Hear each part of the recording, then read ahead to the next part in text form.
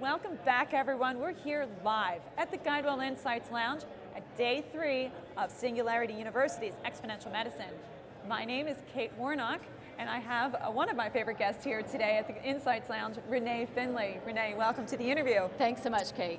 Renee is the head of innovation at Guidewell, so I have to start with asking, tell us what are some of the top takeaways that you have from Exponential Medicine, Renee, that you're going to bring back to Guidewell?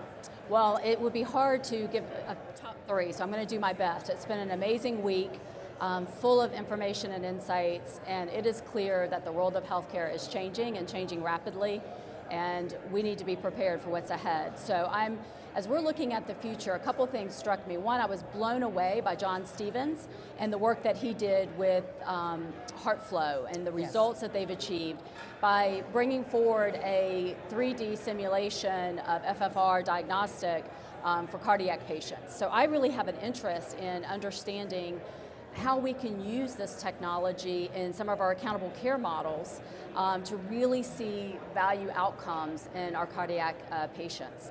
So that's one. Another one that I was really impressed with and really intrigued by was this conversation around the emerging world of Bitcoin and what's happening with the blockchain.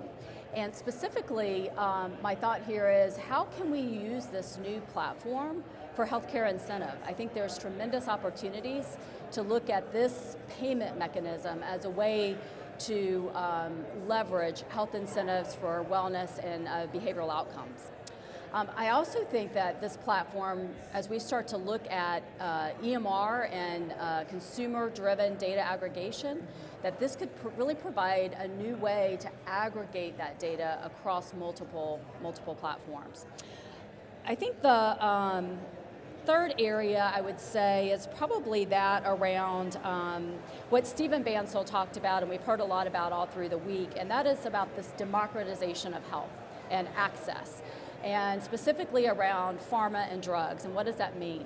So as we see this movement towards putting technology in the hands of inventors and being able to have rapid prototyping and design, I think there are tremendous implications to both PBMs and payers, and we need to be thinking about how do we play in this new world of these democratized environments, manufacturing environments.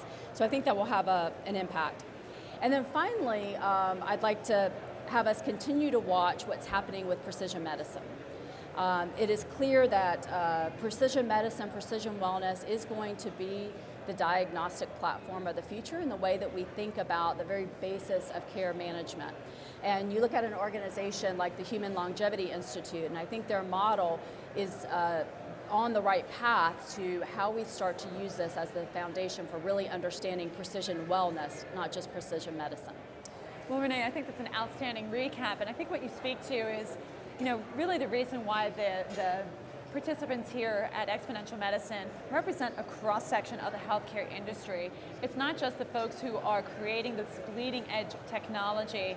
It's really bringing in people like yourself who are going to look at what might be 3 to 5 years out from today's use of technology and figuring out how do we path there. So coming from a large health organization like Guidewell, I think that you're really driving that in looking at how do we pace the technology with where we are. What are the practical applications of something like that? You just mentioned some really true hard ways that we can really look at the model that we've got in place and how do we improve it really for the benefit of our members and our consumers and all the people that we work with. So that's just fantastic.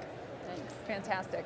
So maybe one other question for you before we go to some other interviews here.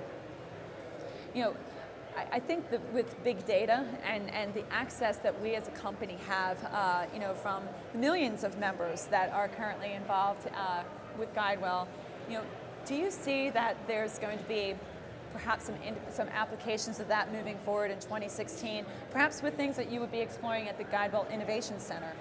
Yeah, data is at the heart of how health will be delivered, right? And so one is we've got to see a greater aggregation of data and greater access. So you look at all the research that's happening across our academic institutions and other innovation centers. But much of that data is being held within those organizations. And so what we really want to see is how do we start to open that up?